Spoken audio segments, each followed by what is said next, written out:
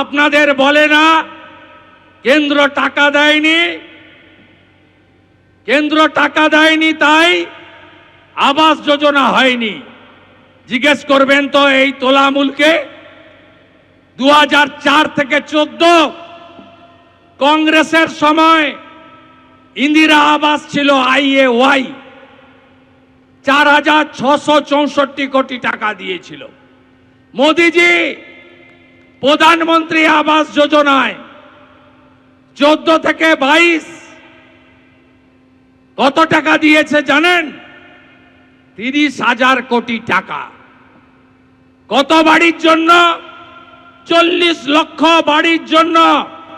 আপনারা কেউ পেয়েছেন? পাননি। তাহলে টাকাগুলো এই লাভলি খাতুনদের মতো বাংলাদেশি অনুপ্রবেশকারী পঞ্চায়েতের প্রধান এরা লুট করে নিয়ে গেছে। মোদিজি 14 কোটি স্বচ্ছ ভারতে দেশে শৌচালয় বানিয়েছিলেন মা বোনেদের সম্মানের জন্য। এই রাজ্যে 72 লক্ষ শৌচালয় দিয়েছেন, 12,000 টাকা করে ইউনিট পেয়েছেন আপনারা। তৃণমূল পায়খানাও খায়, বলে 100 দিনের টাকা দেয় না। 4 থেকে 14 কেন্দ্রের UPA 1 UPA 2 সরকার মনরেগাতে টাকা দিয়েছে 14,000 কোটি। 14 থেকে 22 নরেন্দ্র মোদীজি মনরেগাতে 100 দিনের কাজ টাকা দিয়েছে 54,000 কোটি। কোথায় গেল টাকা? 1,25,00,000 ভুয়া জব কার্ড বিহারের লোক এখান থেকে টাকা তুলে নিয়ে চলে গেছে। বাংলাদেশের লোক এখান থেকে টাকা তুলে নিয়ে চলে গেছে। আপনারা যারা real job card holder,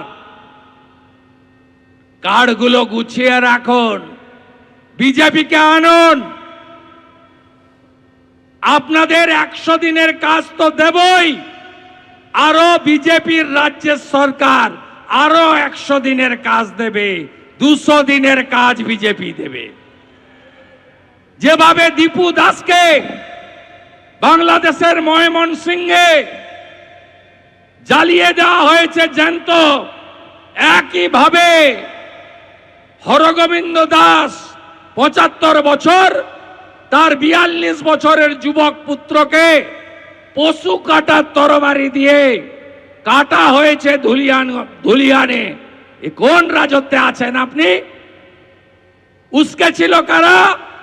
Mamata ব্যানার্জিরা, Siddiqullah Chowdhury আর ববি হাকিমরা। ওয়াকফ অ্যামেন্ডমেন্ট বিল কার্যকর হয়নি, কার্যকর হয়ে গেছে। মমতা ব্যানার্জি কি বলেছিল? দিল্লিতে গিয়ে আন্দোলন করুন। মমতা ব্যানার্জি কি বলেছিল? আমার প্রাণ থাকতেও পশ্চিম বাংলার মাটিতে ওয়াকফ অ্যামেন্ডমেন্ট বিল কার্যকর করতে দেব না। যারা মমতা ব্যানার্জির হয়ে এখানে বাজনা বাজান, রহিম বক্সি, তাজমুল হোসেন, বৃদ্ধ সমর মুখার্জি, আর এখানে তো পরিযায়ী MLA নিহার চন্দ্র ঘোষ, উত্তর দিতে পারবেন? উত্তর দিতে পারবেন না। মোথাবাড়িতে হিন্দু দোকান লুট, ঘর, ধুলিয়ান শামসেরগঞ্জে আগুন, কার স্বার্থে করেছিলেন আপনারা? এই জিনিস বন্ধ করতে হবে, পরিবর্তন আনতে হবে। আমরা পশ্চিমবঙ্গে শান্তি চাই। এই পশ্চিমবঙ্গ আমাদের কেউ দয়া করে দেয়নি, এটা বাঙালি হিন্দুদের হোমল্যান্ড। হ্যাঁ, আমরা স্বামীজির ভক্ত। 12ই জানুয়ারি স্বামীজির জন্মদিন পালন করব।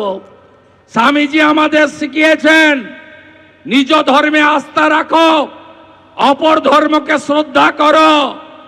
কিন্তু আপনারা অতীতটা ভুলে যাবেন না। এবিপি আনন্দ, এগিয়ে থাকে, এগিয়ে রাখে।